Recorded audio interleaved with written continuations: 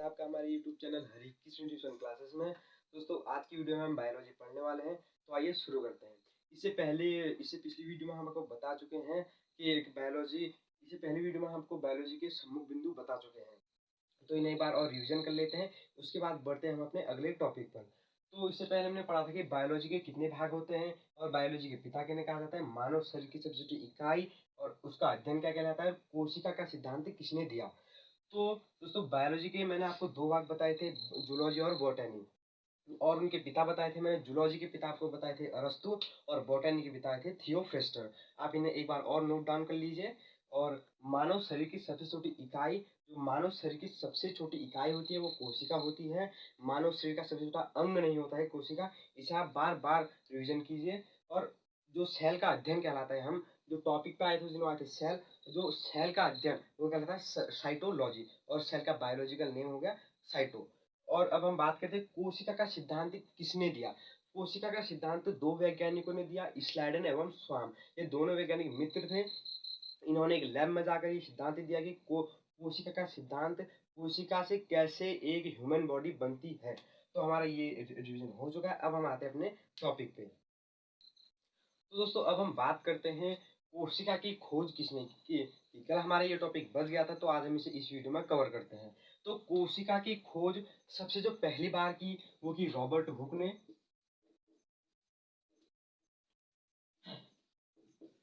लेकिन आप मेरे बहुत सारे साथियों को पता होगा कि जो रॉबर्ट हुक ने जो कोशिका की खोज की थी वो एक मृत कोशिका थी।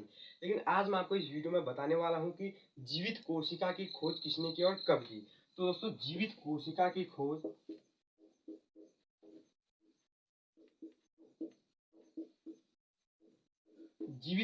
की खोज एंटोनी वॉन लीवनहॉक ने की।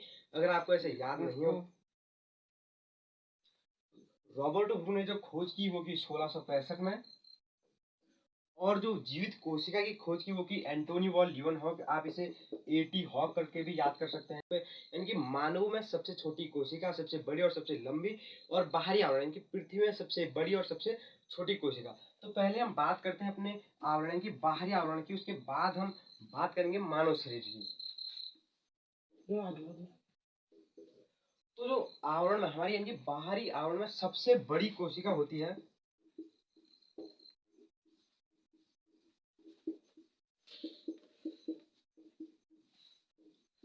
सबसे बड़ी कोशिका वो है शुतुरमुर्ग का अंडा, जिसे एग ऑफ ऑस्ट्रिच कहते हैं।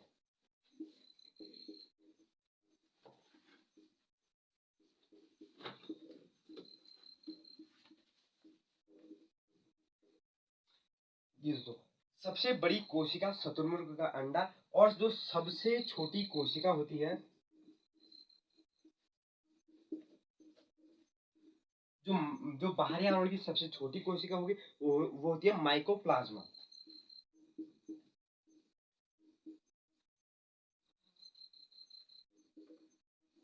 आप इन्हें अच्छे से एकदम बढ़िया से नोट्स बनाइए और इन्हें बार बार रिवीजन कीजिए। इससे क्या होगा, जब आप आगे कंपटीशन फाइट करेंगे तो उसमें आपके ये बहुत काम आएंगे। अब हम बात करते हैं, हमने बात करें कि पृथ्वी में सबसे बड़ी कोशिका और सबसे छोटी कोशिका की। अब हम बात करते हैं मानव शरीर की। दोस्तों हम बात करें मानव शरीर में सबसे बड़ी कोशिका और सबसे छोटी और सबसे लंबी। देखिए बाहरी आवरण की पृथ्वी में क्या होता है, सबसे बड़ी और सबसे छोटी कोशिका में ही विभक्त किया है, लेकिन मानव शरीर में सबसे बड़ी, सबसे छोटी और सबसे लंबी कोशिका में इसे विभक्त किया गया है। तो मानव शरीर में जो सबसे बड़ी कोशिका होती है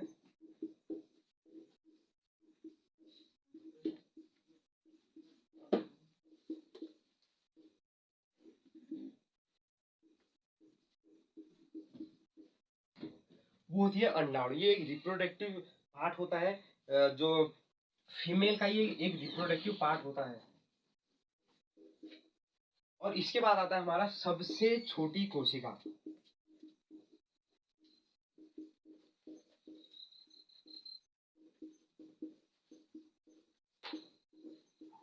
जो दोस्तों सबसे छोटी कोशिका होती है मानव शरीर में होती है स्पर्म, जिसे हम शुक्राणु के नाम से जानते हैं। ये एक मेल रिप्रोडक्टिव पार्ट है। आप इसे भी जो है नोट करते रहिए।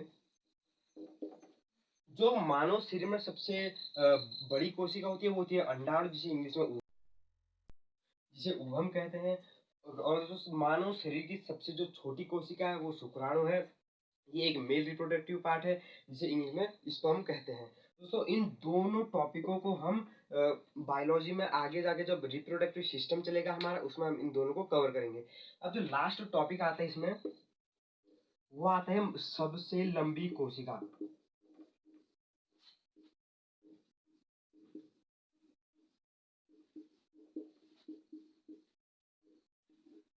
दोस्तों जो मानव शरीर की सबसे जो लंबी कोशिका होती है वो होती है न्यूरॉन।